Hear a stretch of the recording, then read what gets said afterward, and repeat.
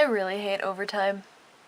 Caps lose 2-1 in overtime to the Nashville Predators. This game was boring. Low on shots, low on goals, and for the most part, just low on energy. Brett Connolly scores about halfway through the first period after a turnover by the Preds in their own zone, marking his 15th of the season and putting the Caps up 1-0 after the first period.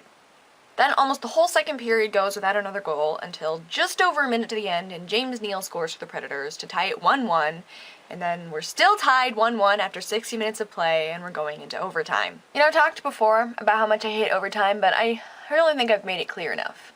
As far as I'm concerned, overtime is public enemy number one. So like a minute into OT, Victor Arvidsson scores to win it 2-1 for the Preds, and you know what? As much as I hate overtime, that was like the most interesting part of the game. You know, something just felt like it was missing during this game, and I couldn't quite put my finger on it, but I have a feeling it rhymes with Nate Schmidt. Now, Jay Beagle was phenomenal in this game. He was +6 on the 5-on-5 and went 7 for 7 with regulation face-off wins, and in my opinion, he was the best player on the ice out there that night. But this game, like I said, was so boring. It was so boring that I'm like struggling to think of things to talk about besides just giving a more detailed play-by-play. Which would be boring. And it's not even like I can blame one team for like not putting in as much effort as the other, because it was so evenly matched in boringness that like I'm not even surprised it went into overtime.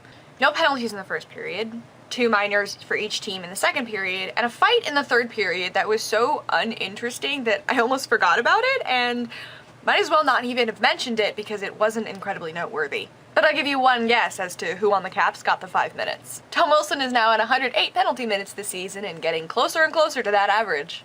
What I take away from this game is I just feel like I miss the Caps that I know. Like, I'm so used to watching really exciting games with like on the edge of your seat kind of action, and I guess I'm like kind of spoiled by that being a Caps fan, but like, where did that go, man? I miss it. But in the light of excitement, up next the Caps play the Bolts in Tampa Bay, and a win for Washington there will clinch their playoff spot, so fingers crossed. And fingers crossed that that game will be more interesting than this one was.